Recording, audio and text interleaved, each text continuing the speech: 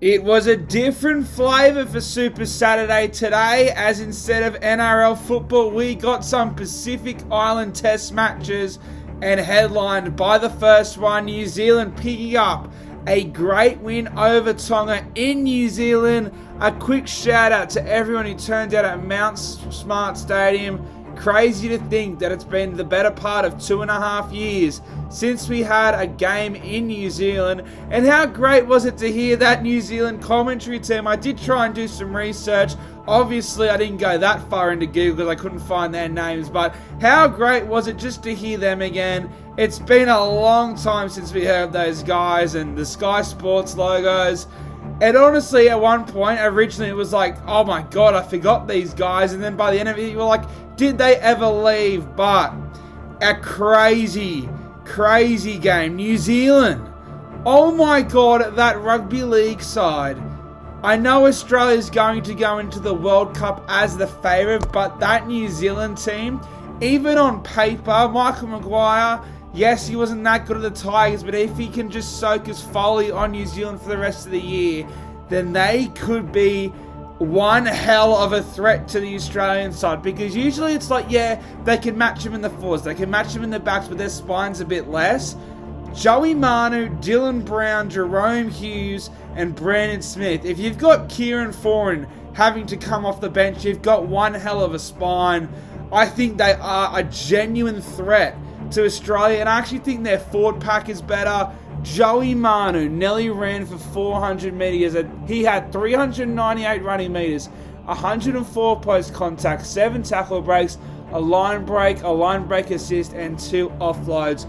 Joey Manu, crazy to think he re-signed only just in the summer to play as a centre when he could have honestly gotten over $1 million to be the fullback or the 5'8" for New Zealand. Unfortunately, I just think Tonga still lack that spine.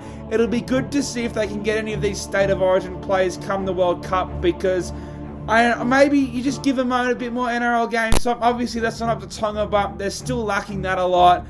But that New Zealand spine, I know Scope on YKTR came out and said it's better than the Origin ones.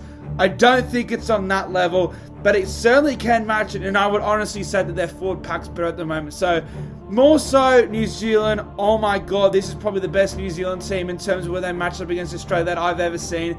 Yes, they won the World Cup in 2008, but this Kiwis team could go very close. Like I said, Tonga's still lacking that spine a little bit.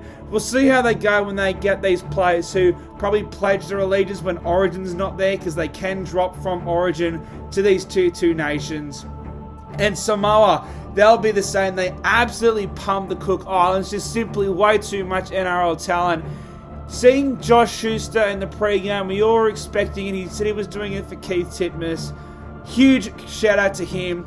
If they can get the Luai, the To'o, some of these Penrith boys in that Samoan team, they could be, honestly, we've seen what Tonga could do with Taumalolo and Andrew Fafita. I think Samoa could genuinely be better than Tonga come the World Cup this year if they can get those players. They could have the entire Penrith left side, which has been the best side in rugby league the past few years. It would just be Schuster instead of Kickout. And while obviously Schuster is nowhere near Kickout's level, he is a better ball player, and that could add just even more dynamic to their attack. That could be a crazy Samoan team. The Cook Islands, they're a bit below Samoa at the moment. It showed. We'll see if they can get, I don't want to say this word, but the guys who don't make the New Zealand team when, the boys, and they'll get the Super League boys, and there's a fair few Super League boys that'll go for the Cook Islands, and obviously they didn't compete for these teams. So all these teams are going to get stronger.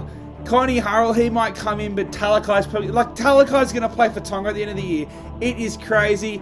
PNG came out of nowhere to ambush Fiji. We all thought that, yeah, PNG could give them a scare, but Fiji would be able to hang on. But Lachie Lamb, man, he was the difference, and it comes back to the spine. PNG just were able to match him in the middle. They had Olam, who was arguably man of the match, and they had Lachie Lamb, which proved to be the difference. At the end, an incredible day of rugby league. Not so much on the field like the Women's Origin. I'm not going to come out and say it was on the level of the NRL, because obviously it wasn't, especially in those PNG, Fiji, and Cook Island sides. But it was still great to see, and it's good to see, because you know, this is the equivalent of Origin for these guys. It means so much to them. You can see in the first 20 minutes how hard they were hitting each other. That much passion, that much drive. Look how far international footy has come in such a short amount of time. It's going to be crazy in just a few years. But guys, we are on the road to 3,000 subscribers. So if you haven't already, please smash that subscribe button. It is completely free. Smash that like button if you want more highlights, recaps, and hear me dribble about rugby league. Get involved in that comment section. What do you think about today's Pacific Test? And I'll see you guys in the next one.